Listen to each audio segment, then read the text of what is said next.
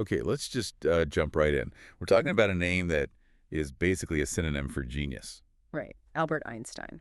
You see the hair, the Yeah. mustache, the famous equation. But I feel like just knowing him as this sort of icon, you miss the real story. You really do. It's so rare for a scientist to become a pop culture figure like that, and when it happens, the caricature can totally overshadow the person. So that's our mission for this deep dive. We're going to look at the actual history of his life.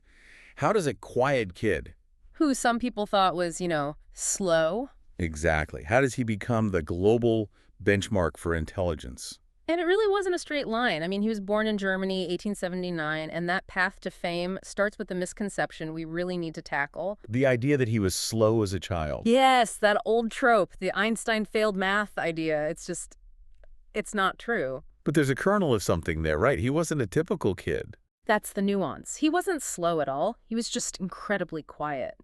The historical accounts suggest he just didn't engage with the world like other kids did. He was an internal processor.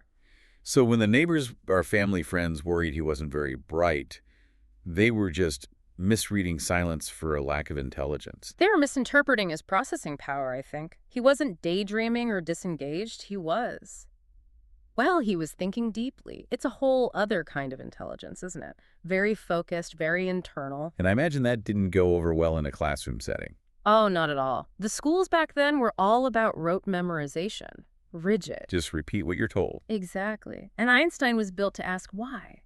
He loved math and science, but if you couldn't explore the ideas behind them, he'd just check out. He didn't fit the mold. Which brings us to my absolute favorite part of his story.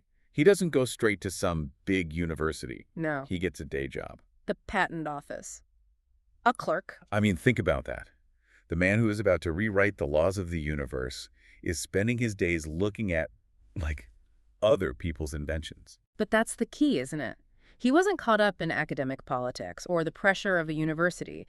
He had this mental space. During his lunch break. During his lunch break, on the walk home, whenever he had a spare moment, he was thinking about space, time, light, these huge fundamental questions. And then 1905 happens. His miracle year. Yeah. While still at that patent job, he publishes these papers that they completely upend physics. And this is where we get the big one. E equals MC squared. Everyone knows the letters, but what does that actually mean in simple terms? It's actually very elegant. So before Einstein, everyone thought that physical stuff and energy were completely separate things. Right, apples and oranges. What Einstein proved is that they are the same thing. They're just different forms. Mass can become energy, and energy can become mass. They're interchangeable. And that even a tiny bit of mass holds a huge amount of energy. A staggering amount. And he did it all without a lab. Just thought experiments. That deep thinking from his childhood. You literally changed science forever. So at this point, the world kind of has to take notice. It can't ignore him anymore, no. And Right. by 1921, he wins the Nobel Prize. And that's when he becomes this global figure. But the story shifts a bit, doesn't it? Later in life, after he moves to the United States, he doesn't just stick to physics. Well, he had a platform, a massive one. He realized that being Einstein gave him a voice, a megaphone, really. So he started using it. He became a huge advocate for peace. He spoke out constantly, warning about the dangers of war, especially after his work was connected to atomic energy. He tried to use his influence for humanity's sake. He died in 1955. But that legacy of genius, curiosity, it's still what we measure ourselves against. Absolutely. So when you step back and look at it all, what's the takeaway for us? I mean, here's a guy who was misunderstood, who found school boring. And did his most important work while basically bored at a desk job. Right. It really makes you question what productive time even is. We feel so guilty if we're not, ticking off a to-do list. But maybe genius isn't about perfect grades or being busy all the time. Maybe it's about the quality of your quiet moments. Exactly. If the most famous equation in history came from a guy just letting his mind wander, Yeah. maybe we shouldn't feel so bad about our own daydreaming.